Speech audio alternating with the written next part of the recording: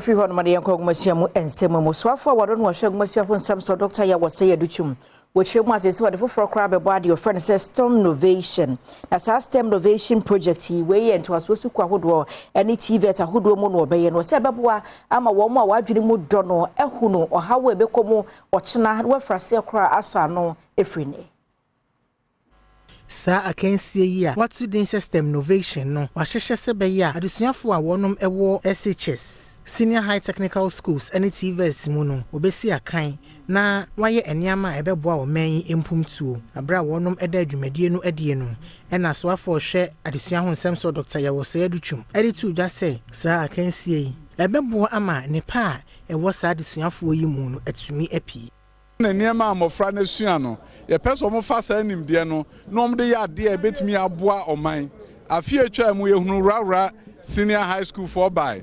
Omo de adwonfoforo eba nyansasua foforo bai ema omo ko omo kromu omo tim de solar energy ekoye ema baabi wo ha ahemfie kro omo de nkane akọ enkwala na enti ye hu se oman mpuntuo no abegyina baabi a de broni friends system de bari ye hu ne aye hu adwuma yie Stemnovation etoso me ni enim school be di nkunim na emom de enim se afi atwa mu Kumasi Academy di nkunim afi school bi a ewa manta mu nso betimi adi nkunim ye hwe enipa omo de beba na afi empanifo agina so ayi school ebedi nkunim ewa afi na nia omo de besi omansi no nso ma kyerɛ emwa asa adwuma na omo de esi omansi so no ebetimi aboa Ghana. Project lead Emma Stemnovation na afrasi kamensa eda ne de se enwuma adesuafo yi ebeye nyina no wonom ede bema judges a wonom betena so ahwehwe mu esi ane aka ne se Nkrano project na almost submitted, you know. You send it a team of judges